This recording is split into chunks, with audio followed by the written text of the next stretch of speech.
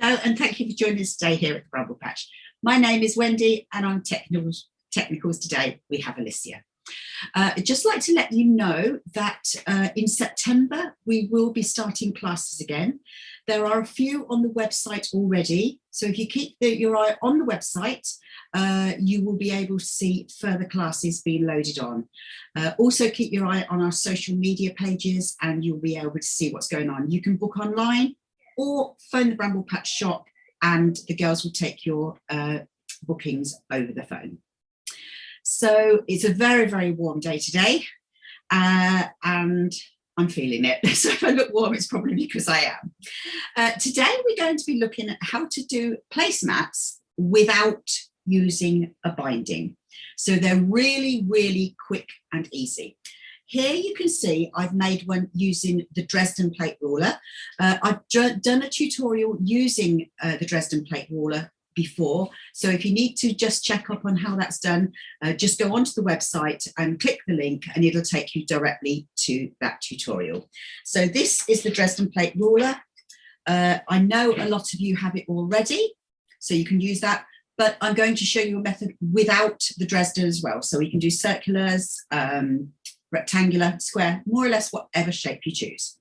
So this is the first one, and I will be showing you how to make the actual mat, not the construction with the segments. This is another circular one. So this one is just using a piece of fabric for the front and a separate piece of fabric for the back. They can be the same fabrics, they can be coordinating, it doesn't matter. And with this one, you can probably see more easily on the back. I have actually free machined that one, just going around the shapes of the leaves and the flowers on there. I really love this material. It's a current fabric. It's really, really pretty. This is another circular one. I've chosen just a white on white background, and I fussy cut some of the roses from the Tulip Pink collection. And I've actually stitched those onto the white fabric using an invisible thread. That's not through all the layers, that is just on the white fabric. So I've just prepared the top of it so it's decorative. This is one where I actually just got a plate from the kitchen. I drew around the plate and then I sectioned it in half, and then again, so I've got the segments, and then I just use a cut to actually make the scallop on this. So this is actually using crockery out of my kitchen at home, and this is really, really pretty. Using the Dresden ruler here, this one has 20 segments in it. So I'm hoping that you can see that this is scalloped all the way around. Really, really pretty. I must admit, if I've got a garden table or a kitchen table that's circular, I'm not a fan of having a square or a rectangular placemat on it. I do like a round one, or even it's scalloped at the edges, to put my vase of flowers or my plant on. I just think they look really, really nice. It sets them off. But using the same technique again, you can do the same technique I'm going to show you, but do a rectangle. Now, these are quite old ones. I've got quilts made of these, and these are fabrics I had left over. So this is just a rectangular placemat. You can use it either way round. So I've got two different fabrics, and I had some fabrics left as well. So I made matching coasters. So when this is actually laid out on the table, it actually does look really nice. I'm just trying to get it so that you can see them both together. So this actually does look really nice when they're laid out on the table. And as we are approaching Christmas, we do have our fabrics in stock already. You can actually make very, very easily a complete set of placemats. You can do them any size you want to. You can do them square, rectangular. If you've got a table that's not particularly wide, you don't have to do them as deep. You could, if you want to, do a long table runner that's going to go down the center of the table, and to incorporate in that, instead of using an ordinary wadding, use a heat resistant wadding to protect your table in case you're going to be putting casserole dishes or anything that's warm onto them as well to protect your table. So these do actually look really nice. And again, with this one, I've got contrasting fabrics. This one you can see I've just stitched around in rectangles, no free machining or anything. So really, really simple, knowing that you've not got to do binding either. So first of all, we'll just look at the very straightforward one of doing the circle. Now whatever I quote on this for the seam allowances is going to be the same that you would use for a square placemat or a rectangular one. So first of all you need are your fabrics. Now on this occasion, I had some scraps left over from this. So I would lay my wadding down, just a piece of wadding, don't cut it. If you have some 505 fabric, you can 505 the wadding and put the wrong side of the backing fabric to the wadding and give it a press. And then take your top fabric and place that right sides together. Now, what I like to do is I like to give this a press because it does help everything cling together, like so. So if you haven't got a 505, don't worry. What I do like to do is to place a marker where I'm going to leave an opening. Now, on this, all I'm going to do is pop a pin in any point of the circle. Now you need to leave a gap, and I would say leave a gap of approximately 3 inches. If you want to leave it bigger so you can get your hand through, then you can. I find with something this size, you don't need it. It's easy just to pass it through. And remember, whatever width you leave this opening, you've either got to machine that or slip stitch it. I personally slip stitch it using a ladder stitch because it just disappears and you cannot tell where that join is. So all I'm going to do now is pop a second pin approximately 3 inches away from the edge. Now, when I sew, I like to have the wadding down on my sewing machine. So I've got the wrong side of the fabric facing me. So just so you can see it again, I've got the 2 fabrics right sides together, okay? Now, when I'm doing this, what I like to do is have a slightly wider seam allowance than 1/4 inch, because it's better when you turn it through, and I'll explain that when we get to that stage. So if you have a walking foot and you've got the foot on it where you can move the needle over, then you've naturally got a wider seam allowance anyway. If you've only got 1/4 inch foot, then use the markings on your sewing machine and do a minimum of 3/8. A little bit wider just makes things a little bit more comfortable. But as long as it's a consistent stitch all the way round to the second pin, so you leave this opening, but do make it a very generous 1/4 inch if you haven't got a machine that you can move the needle over. So I take this to the sewing machine and I'm just going to move that needle over. And what I'm doing, I'm going to lower the needle into my fabric, and I've got the edge of the foot on the right hand side on the edge of my fabric. So I'm just going to do 2 or 3 stitches forward, and then I'm just going to reverse stitch. Obviously, if you have a locking stitch on your machine, then use your locking stitch. I don't like to use all fancy gadgets because it isn't necessarily, if you've got the functions on the machine, then obviously use them. But I do like people to know that if they have a basic machine, which is more than adequate for doing anything like this. So all I'm doing is I'm just literally very, very gently rotating this round, keeping the edge of the foot on the edge of my fabric. And it's just because of the feed dogs on the wadding, it just feeds it round beautifully. If you've got a walking foot, perfect. Okay, so I joined up to the second pin now. So I'm just going to do a little reverse stitch there, or a locking stitch, whichever you choose to do. And I'm just going to Nip those threads off, like so. So now we have an opening where you can see both the right sides of the fabrics together. So all I'm going to do now, if literally you scrunch that through and pull the bottom edge, it just pulls straight through. This is why I don't think you really need an opening any bigger than 3 inches, because even having a 3-inch gap doesn't put any strain actually on the stitches at all. Now again, I haven't purposely brought in a tool. So if you have a tool that helps you turn things through, then obviously you would be using it. Now I am just improvising and using a pair of scissors because, like I say, I want people to know they can actually do this with what they have. You don't have to buy fancy equipment. So all I'm doing, I'm just easing that around the edge of the circle and pushing that seam out like so. There we go, like that.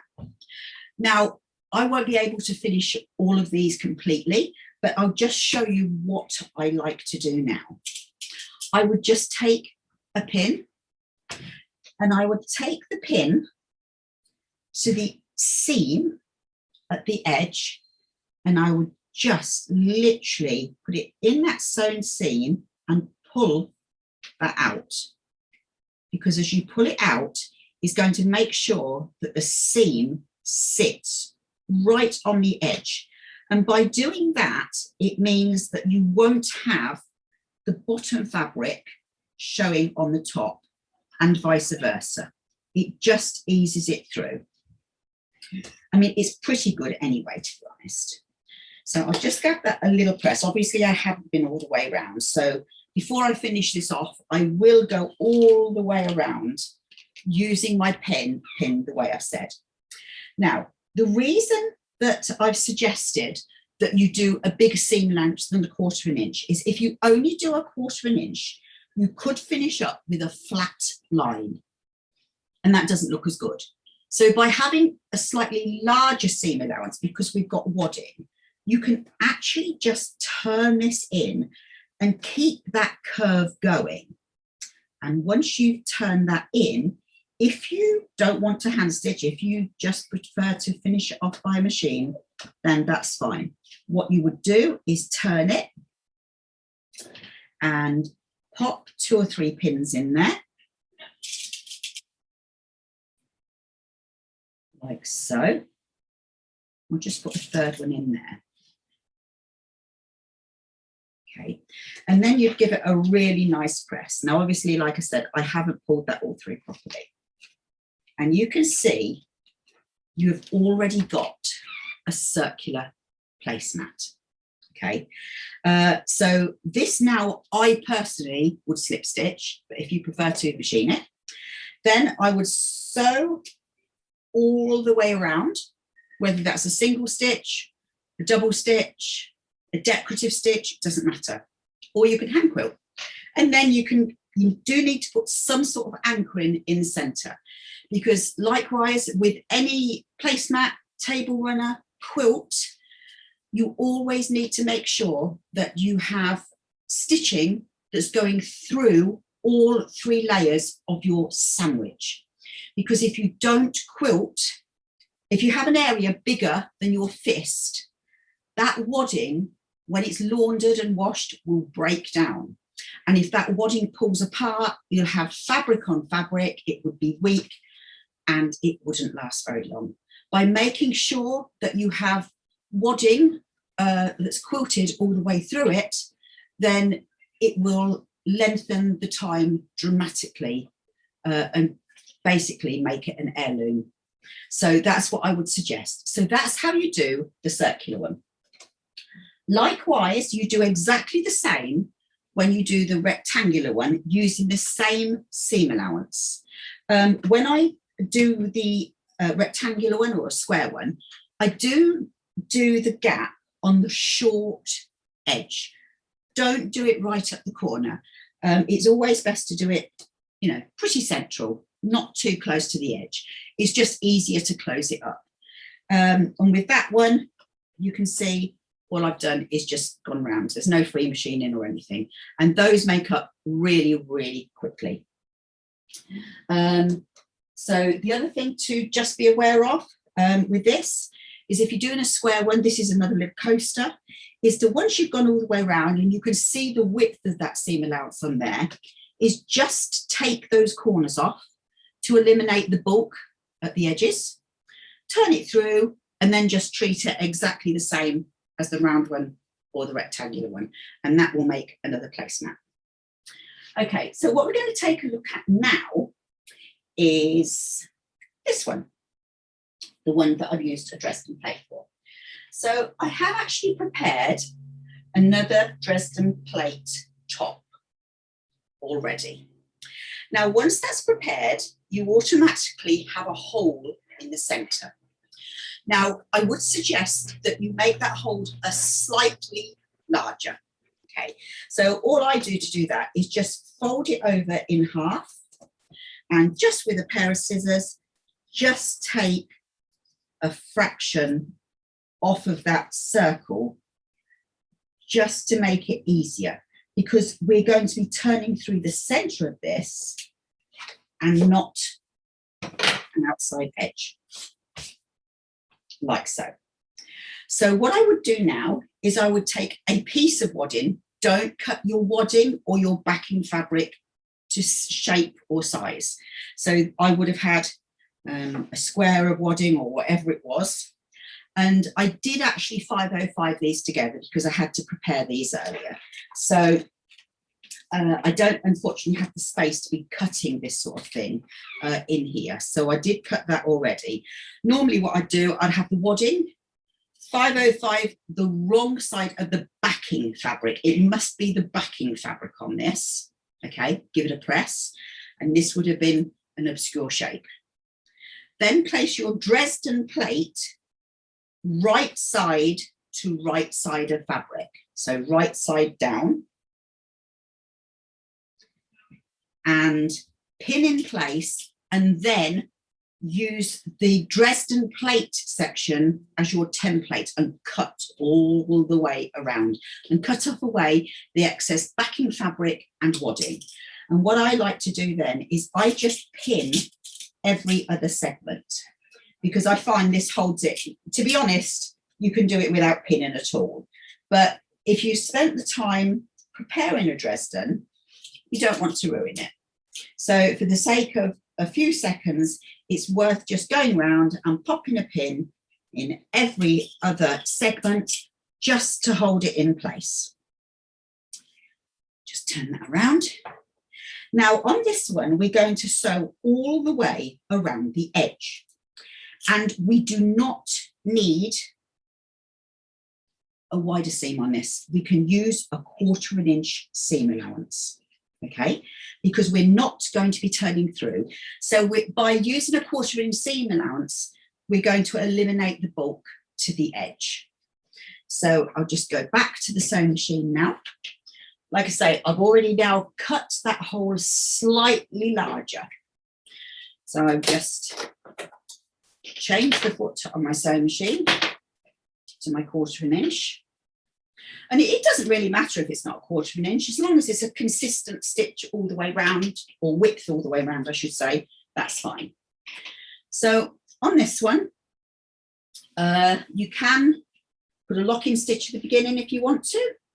You can do a reverse stitch, but I personally prefer to go all the way round and just stitch over the first part of the where I started sewing, so that I know the circle has joined up correctly. So I've got a complete circle. So I'm just going round. I'm just going to turn this up a little bit so we can speed on a little bit more. Now, like I say, if you cut all these together, everything sits perfectly, because you cut them all together, because they're sitting directly on top of each other. Again, you can use the walking foot, whatever works best.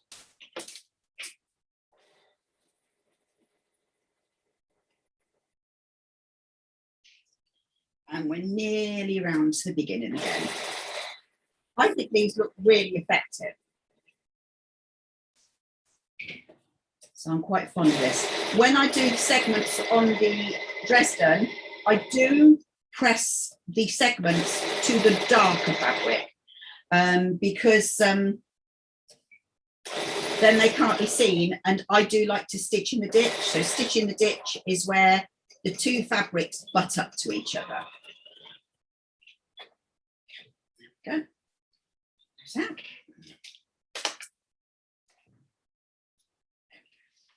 So as you can see, you can probably see better from here, I've sewn all the way around. So all I'm going to do now is I'm going to just put my hand inside here and just pull it through. And there's not any tension on it or anything, because you've just made that center opening a little bit bigger. It just pulls through, so you don't have to put any strain on the stitches or anything. Again, if you've got a special tool for going around the edge, that's fine. If not, you can use a pair of scissors or a knife that's not too sharp, because what we don't want to do is damage the fabric in any way. Okay. So again, I would do the same as before. I would use a pin and I would just tweak out in between the seam, where the seam is, just to make sure that everything's pulled out nice and flat. Now for this one, I do generally just press it from the back to start with, just making sure that all the surplus fabric is pushed out, like so. And then as you turn it over, you can see how beautifully it sits. It's so flat. It's really, really nice. Like so. Now, I tend to do the centres using the freezer paper. Again, this is in the technique that I've already done the tutorials on, so you can refer to that. And as you can see, I fussy cut this as well, because I particularly like this that can go in the centre. So all I'm going to do is pop the freezer paper out. It's remembered the shape I want it to be. That will go on there. Now it's up to you whether you want to quilt this, however you choose to do. I tend to stitch in the ditch first, and then I like to blanket stitch that on at the end, and that holds everything in place. You can free machine it, you can do whichever way you want to. The one thing that I will point out here is if you do a shaped one with the scallops at the end, when you come down, instead of coming to a point and then back up, come down and do 3 or 4 straight stitches and then back up. That eliminates any puckering, and it just sits as flat as a pancake. It's really, really flat, no problem. The more segments you use, the more likely it will be to pucker. So it's really important to do those stitches straight away across.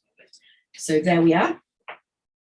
And that shows us how to do the placemats using no binding. I hope you've enjoyed that, and we'd like to see you again very soon. Bye-bye for now.